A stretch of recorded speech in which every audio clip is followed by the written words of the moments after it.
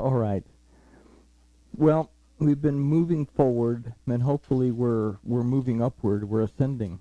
We're going to talk about verse 12 of Yechezeqel. It's only 3 pages as far as the lecture notes go, but it's a very important message for us to understand. Yechezeqel is in bondage. Okay, he has been captured. He is in the bondage of the Babylonians. It's not a good thing. And Elohim is speaking to him, encouraging him how to move towards Elohim and away from the bondage that he's in. Much like it speaks to us today, that it encourages us to move out of the difficulties that we find ourselves in towards Elohim. That in the end, it's going to be the judgment, the throne of judgment itself, that's going to dictate how we have lived our lives. A comment that we made last week, I don't know if anybody really caught it, but it is that to live in bondage is to live in transgression. It's literally a transgression to be in a state of captivity, a state of spiritual poverty, because we're not created to be in that way. But it's a choice also, that we can choose to stay there, or we can choose to come out of that and accept that we're redeemed. And if we can't accept that we're redeemed right away, then we have the choice that we can pick up our bed and walk, that we're not in spiritual poverty, but we still don't believe that we're all in the clear. So Yahshua says, pick up your bed and walk. Carry it until you realize that you're out of that situation, and then make teshuvah. So let's talk to our Elohim, and then let's take a look at this verse, and hopefully these little lessons, these little tidbits are helping us to kind of formulate a relationship better than what we've had. Master Elohim, we come to you in the name of Yahshua, in the name of your redemption, your deliverance from everything, and your restoration. We come to you in the name of Yahshua. And we thank you for this time that we have in your word, and we ask today that you will open our eyes so that we can see, open our ears so we can hear your Ruach, and open our hearts so we can understand what your word and your spirit have to tell us. And we thank you for it in the name of Yahshua. Amen. All right. So Yechezeqel 9. And we have considered 2 very important ideas from our last 2 studies. And the first one, that we are empowered in life to overcome its darkest times. And the second thing was that we learn to love ourselves. As we learn to love ourselves, we are better equipped to love those around us.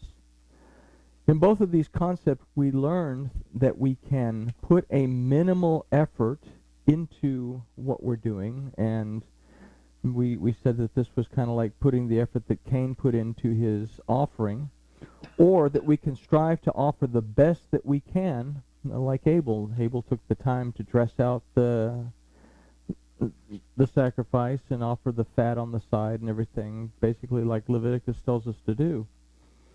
So with these things in mind, we consider the 12th verse of Yechezeqel, that means Elohim brings strength. And in this sense, hopefully it'll bring us a deeper, more definitive look at what we've learned in verses 10 and 11. And we're going to find that we have a choice in movement. You know, we said last time around,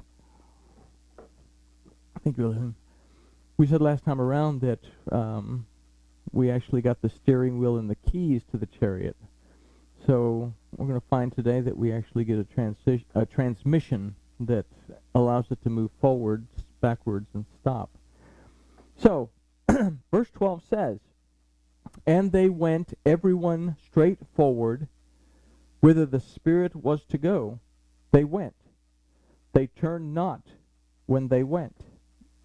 So we begin with a familiar word that yields an important idea. And the word is ve'ish, that is used to say and everyone, but from its root literally means and man. And we've considered that ish, when we go back to Bereshis and we say that Adam was so excited that he got Eve, even though the names Adam and Eve were not concrete with these two individuals until chapter 4, that he said, bone of my bones, flesh of my flesh, she shall be called Isha, because she was taken from Ish. In other words, we established that Ish represents our physical acts of worship that bring forth the spirit out of us. But we also concluded that Ish also means physical actions, because it takes physical actions to do a physical act of worship.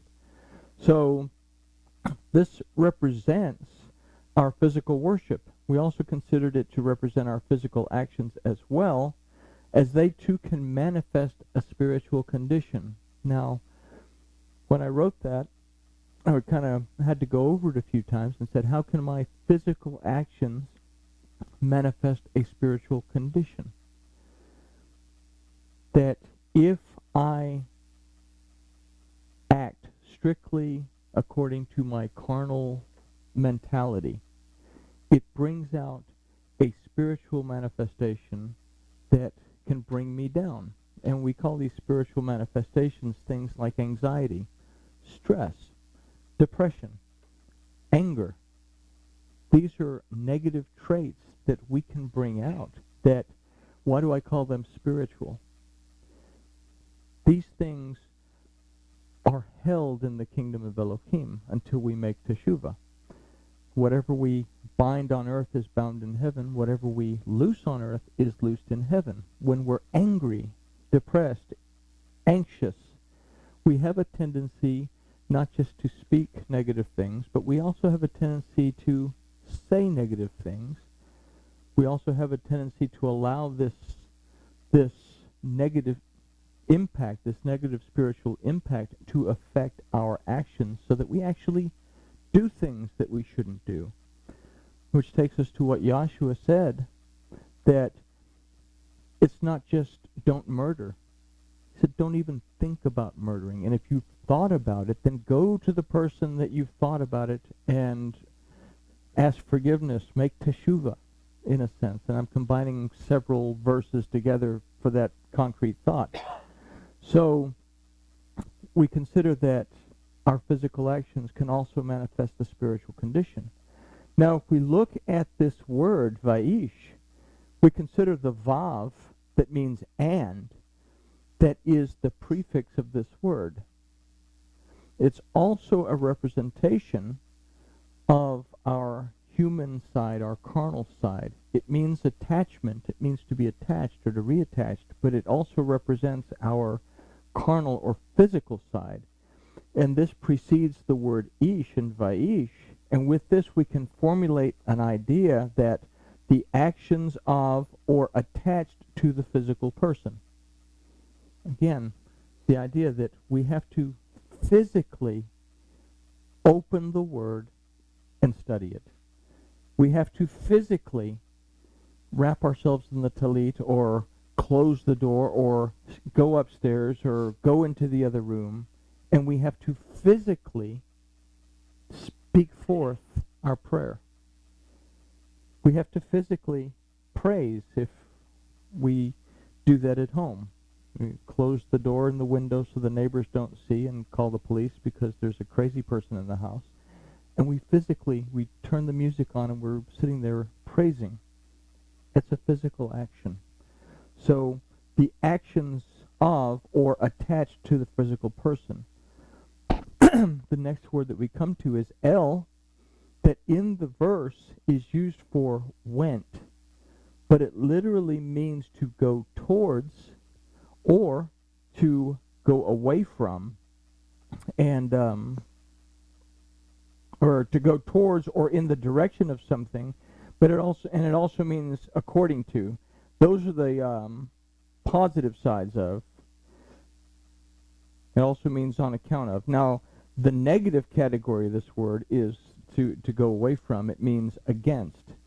So it tells us that there's a choice here, that we can either move towards something, in the direction of something, according to it, on account of it, or that we can be against it. And then if we consider Vaish, that we can be against it because our carnal side wants to yield to the enticements of the Satan, and we move away from something. Now this can also be a positive thing, that the Ruach tells us, don't go here, then we don't go there, because if we go there, then we recognize that things go south on us when we're here. The Ruach told us not to. So it can also speak against us taking action. But for the most part, we get ourselves into trouble because we don't pay attention. So we talked about the positive categories and the negative category of this word. The negative was to be against, as in a motion of hostile character. So if we consider the letters themselves that compose the word El, we can construct the idea of the instruction and the guidance of Yahweh Elohim, which would give us an overall idea of the choice of moving forward in the direction of Elohim according to and on account of his instruction and guidance, or fighting against it. This takes us to the name Yisrael. If we say that we are the children of Israel, if we say that we are B'nai Yisrael, B'nai comes from the root Bana, that means to establish and to restore. Elohim, or Yisrael, means that Elohim prevails, he's greater than I am, or to wrestle with Elohim. So if we say that we are the children of Israel, then that's also a choice, that I can establish and be restored by the fact that Elohim is greater than I am, or I can be restored and established in the fact that Elohim is greater than I am after I make teshuvah for having wrestled against him. But it's a choice to yield to Elohim or to struggle against Elohim. Now, where were we? Oh. Choice is what keeps us from moving forward over the Yarden, over the Jordan, which means those things that can drag us down, or not doing so. So choice is what allows us to cross over the Jordan or not. We can choose to allow the things that are dragging us down to continue to drag us down. Why we would want to do that, I don't know, but we do that. If we're honest with each other, we all allow the things that drag us down to continue to drag us down. This is clarified in the next word, which is Eber, that although it's used to say straight in this verse, it literally means to cross over or to go beyond. We can follow the instruction and the guidance of Yahweh Elohim and cross over or cross over beyond our physical inhibitions, perceiving the authority of the house that is the word, also called Yahshua, or again, not. Again, it's a choice that we can choose, but it's all perception. What do we see? How do we see it? Do we see it from our point of view, or do we see it from Elohim's point of view? And again, we use the little story in Matthew when Yahshua says, we're going to Jerusalem, they're going to arrest me, beat me up, and put me to death. And Peter says, no, it's not going to happen. You're freaking out, wigging out, and stressing out. And Yahshua says, Peter, he says to Peter, he says, get behind me, Satan. And then he says exactly this: you cannot look at things from your point of view. You have to see things from Elohim's point of view. That's what Scripture says. He's telling Peter, turn your shin around. Stop looking at it from your perspective. Look at it from Yahweh Elohim's perspective? How many times do we get an idea that comes into our heads about a problem that we need to solve? And the first thing that we think is that'll never work. And that idea pops into our head again. And it pops into our head again until we finally stop kicking against the goads and submit to that idea that's been popping into our heads, and lo and behold, it works. So it's an idea that we have to be able to perceive Yahuwah talking to us, His Spirit directing us. Now, there are 9 letters in these first 3 words. And in this, we can see that it is our choice, or it is the choice, that we make in the tet that yields the gimel. Everybody's probably thinking, what in the world is he talking about? The Hebrew letters class is until the 23rd. Well, let's take a look at it from the point of view of the next word, which is panav, that is used here to say forward, but it literally means to move towards or to move away, as well as the presence and in the presence of. So if we want to understand tet and gimel, the tet represents the choice of yielding to the word or yielding to the Satan, and the gimel represents wealth and stability, whether it's carnal or whether it's yielding to Elohim, that we can choose to yield to the word of Yahuwah Elohim and become stable in His presence, or we can choose our own stability and yield to the enticements of the Satan that will move us away from the presence of Yahweh Elohim. So in this, we realize that our chariot is equipped with manual transmission. It's not an automatic transmission. We have to push the clutch down. We have to change the gears. Okay? This transmission goes forwards, backwards, and it stops. But it's our choice as to how the movement is controlled. It's up to us to decide whether we're going to move forward in our relationship with Elohim. We're going to move towards His instruction, towards His power and authority, or whether we're going to stop where we're at, listen to the enticements of the Satan, and then turn it around and go back into the wilderness. Everybody with me? Okay, so understanding that our physical action or lack of action yields spiritual action or inaction, movement or non-movement, we can consider the next phrase that says, wherever the Spirit was to go, they went. And it's almost self-explanatory. But the first word in this phrase is yelehu, that is used here to say went, but literally it means to go or to walk. It also means to proceed or to depart. It means to live or to die. It also means to come or to go. It means the manner in which we live, and this is the choice that only we as individuals can make.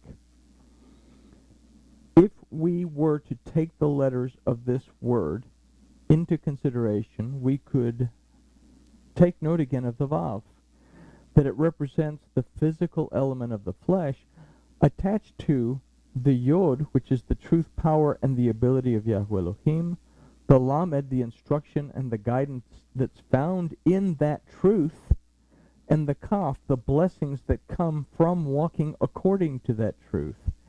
Now, yes, the Vav is at the very end. The Yod is first, the Lamed is second, and the Kaf is third. That we come on the tail end, but it's our choice to move to the front where the truth, power, and the ability of Elohim is by following His instruction and then receiving the blessings. Okay? So, the next word in this is again El, that earlier we found to mean went, but literally means to go towards or in the direction of something, as well as according to and on account of. And we said these were the positive categories of the word. We also said that it had a negative category in that it meant to be against, as in a motion of hostile character. If we consider the letters in the word El, again, we construct the idea of the instruction and guidance of Yahweh Elohim. And we again recognize that it is a choice that we have in our walk and in the way that we approach life. This word points towards the word Asher, that is not only the name of my son, but in this phrase it means wherever. But it also means on the condition of and in order that. In this we can consider that this word establishes the guideline that says to walk according to and on account of the conditions found in the instruction and the guidance of Yahweh Elohim, which is his Torah, which we could say illustrates the authority of the point of view of Yahweh Elohim. Now, we have a shin in the middle that also takes everything that we've just said and puts it in a negative sense that we can go against this. And then it's the authority of our point of view contrary to Yahweh Elohim. Now remember, the shin has two sides. It has our point of view and Elohim's point of view. Now the next word is Yihyeh, that here means was to go. This word also means to exist as well as to come to pass. Yihyeh is one of the roots of the name of Yahweh. We said that from Yehi, it means existence in the presence. From Yara, it means existence in the past. And from Yihyeh, it means existence in the future. So in Yihyeh, it also means to come into being, to become established, to be in company with, and to abide in. So here we consider that to walk according to the conditions set in the instruction of Yahweh Elohim brings us to be established in him, and as we walk with him are accompanied by him throughout our existence, abiding in him. Now we say that Yahweh Elohim is everywhere. He surrounds us. And we said that it's up to us to be able to perceive his presence. So this is a very important thing, that we perceive his presence through the word and through the guidance that we receive from the word. We don't always have to have the Torah in front of us, because we learn from the Torah. We learn how to apply the Torah. We can all say, for example, the Torah commands us not to eat pork. It says don't eat swine, it's unclean to you. So we say, okay, we're going to eat pork, even though everybody uses certain scenarios out of Brit Hadashah to say, oh, well, it's totally okay. Yahshua said it was okay. And Peter saw this big blanket full of all kinds of unclean food. Everybody says it's okay. But why do we not eat pork? We can say simply it's out of physical obedience. But it's the same reason we wear tzitzit. It reminds us of the word of Yahweh Elohim. When we look at this verse in Vayikra, not to eat swine because it is unclean, the word for swine is gazir, that literally means to encapsulate, to enclose something. And the word for unclean means things that are unethical, unmoral, idolatry. So what is it telling us, aside from not eating the butterfly pork chop that's stuffed with the dressing? It's telling us not to consume, not to take in those things that encapsulate immorality, that encapsulate unethical behavior, or that encapsulate the ideas of idolatry. the things that encapsulate the things of going contrary to the word of Yahweh Elohim.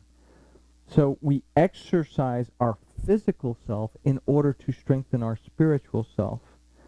And this is why we have the instructions that we have, that when we pay attention and when we walk according to Elohim, that we are strengthened by him, like we learned 2 lessons ago. Now, the next word that we come into is Shama, that means there, but also represents a transference of time, making this word then, as if to say, we walk according to the word of Yahweh Elohim. Then comes the next word, which is Haruach, that means the spirit. And if we consider the He, that grammatically means the, we've also learned that He is a representation of not only behold, from the first time we find it as a root of a word in Torah, in Hene, but from Bach Baram in Bereshis 2:4. We also learned that it is the breath, the spirit of Elohim that spoke forth the word in creation. So this He represents our need to pay attention to the spirit of Yahweh Elohim. And then when we look at it putting together, we consider that it is the spirit of Yahweh Elohim to bring manifestation into our life as we walk with him, as we travel forward in our relationship with Yahweh Elohim, or our Elohim. And this is reinforced by the next word, which is lalechet, that again means to go or to walk, and again gives us the choice as it also means to depart or to proceed, to lead forward or to lead away. And again, it also means to live or die. And the choice is that we can live or die. We don't have to physically die in order to die.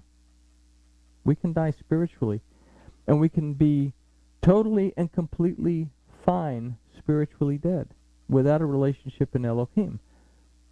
But there is no blessing from Elohim.